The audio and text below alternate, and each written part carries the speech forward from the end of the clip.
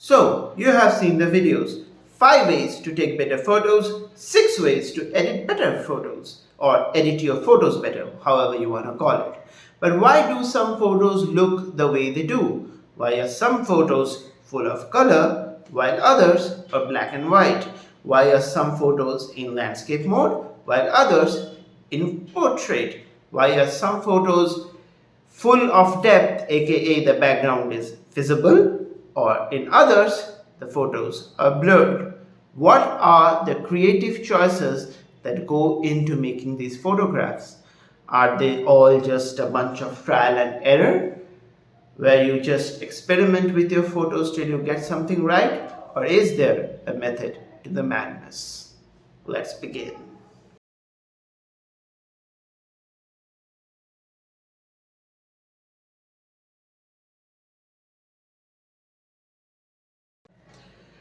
So the primary thing about photography is, in terms of art, is aesthetics. If a photograph looks good, it is generally considered good. That's the main purpose of all the tools that we have, from exposure to composition to everything.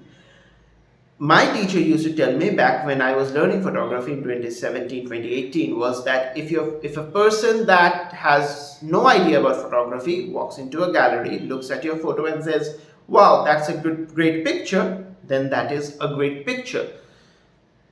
That's the main thing about photographing for art, is you need to have a photograph that is actually a good one, that looks good to the people who don't really care that much about photography except for the fact that it looks good. Okay, so what are the factors that influence a good photograph?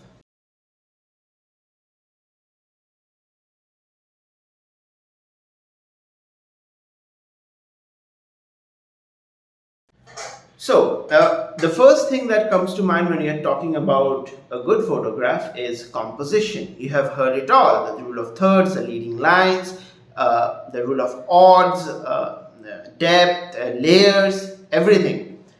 But you will very often see that there are countless pictures that will completely break the rules of composition and yet be a very, very, very moving photograph. And some people say, well, that's because it's creating a uniqueness by breaking the rules of composition. But sometimes, just because you break the rules of composition, it doesn't work. So when do you break the rule of composition? Is there a theory? Well, not exactly.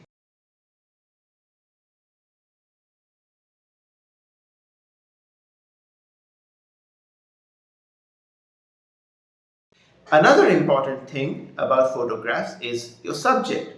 So if you manage to click a picture of the Prime Minister or the President or the Pope, Tom Cruise, Hrithik Roshan, it doesn't really matter what composition or the thing that you're trying to take. What matters is that that is a person that everybody knows, loves, and wants to know. So if you can get a photograph of them, everything else just goes into the background and your subject lives. This goes for other types of photographs by other people, where the subject is so powerful or imposing, even if it's not a celebrity or someone like that, that every other forms of photography, such as exposure and composition, gets thrown down the background. So what is more important? Is it the composition? Is it the subject? Is it the exposure? And when do you actually choose to emphasize one over the other? What's going on? Okay, the final part. I'll tell you when and how to decide which part of the photo to emphasize, and when composition makes sense, when it doesn't, and when you should emphasize what. So, yeah, that is the most important, the message.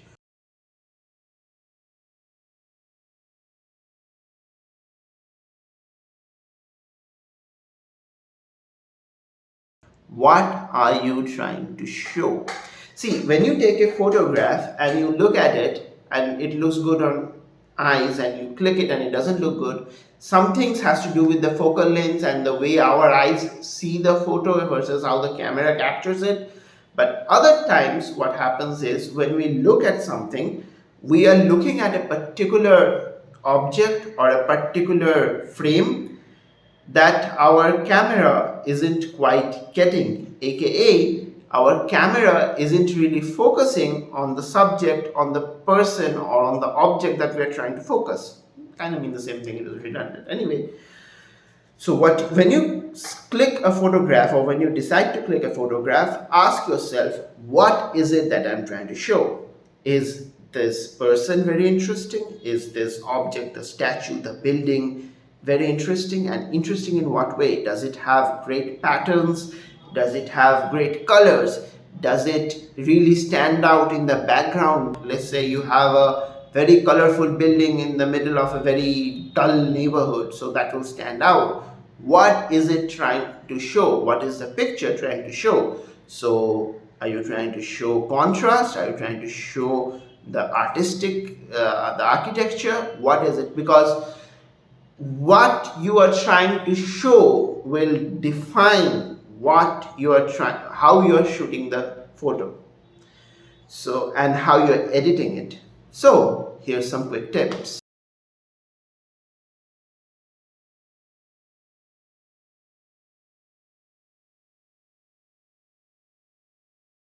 Now, normally, if you're trying to shoot patterns, you are going to prefer a monochrome style, because when you use a monochrome style, it takes the colors away from the subject or the frame, and because the color isn't as distracting anymore, the viewer is forced to focus on the patterns which you are trying to show.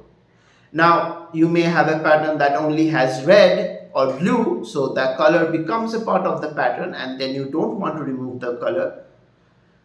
But anyway, if you are trying to showcase patterns and that's the main focus of your photo, the patterns, it's better to remove all distractions that can take the viewer's eye away from the pattern, which is any colors. So generally, again, this is not a hard and fast rule. You can always experiment. This is more of a guide, so you know where to start instead of just aimlessly shooting and editing your photos. If your target is patterns, try removing the colors because it helps people focus more on the colors.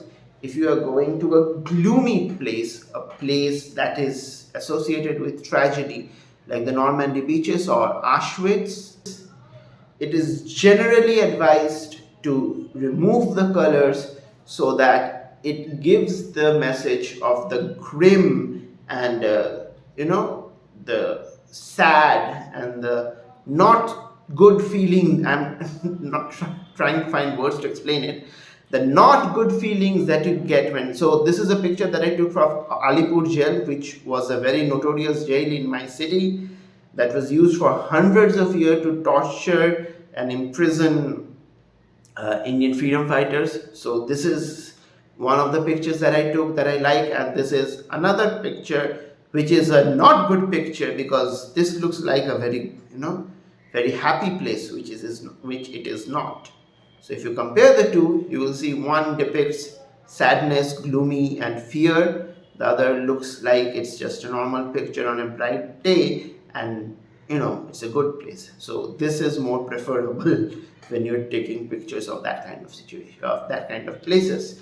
Now, if you want to take pictures of a very happy place like a fair or an amusement park, you will naturally use more colors, which is why amusement park generally use a lot of red, blue and yellow and whatever. So because colors, bright colors, invoke a feeling of joy in us. Similarly, if you are trying to showcase the background, aka a place where a person is standing, maybe you want to show the contrast or the relation of the person to the place that he is in, then yes, you should shoot in a higher aperture value, that is f8 and something, so that everything is in focus and you get both the background and the person, so the viewer may either relate the person to the area or get a sense of the contrast of the person to the background. Maybe this person shouldn't even belong here because his outfit or his attire is completely different to what the background is. Another thing, if you are trying to take a picture of a person or an object that is just there, and the object or the person is itself interesting, and it doesn't really matter where they are, the subject is the sole interest of the photo, then it's better to shoot at a very low aperture value like 2.8 and just blur everything in the background so your audience does not get distracted from the photograph. So these are the things that you have to keep in mind.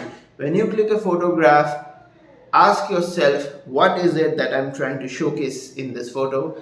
And once you have decided on that, try shooting and editing your photos so that everything highlights that particular thing. I know this is not a revolutionary idea, but if you're a beginner and you're often thinking, why isn't my photos looking as good as the ones that I see on the internet? This might as well be one of the reasons among many others, but this might be one of the reasons. So next time you go out and try photographing a place, please keep this in mind and ask yourself, what am I trying to showcase? And edit your photographs according to the feelings and the message, the emotions that you want to convey, as well as what you want to showcase, like patterns or colors or feelings like joy or sadness in your photos. I hope that was helpful. Please leave a like. Comment down below what you want to see, and if you agree or disagree with me, please leave a comment in the comment box. I would love to hear from you, and I'll see you soon in the next video. Thank you very much. Thank you for watching.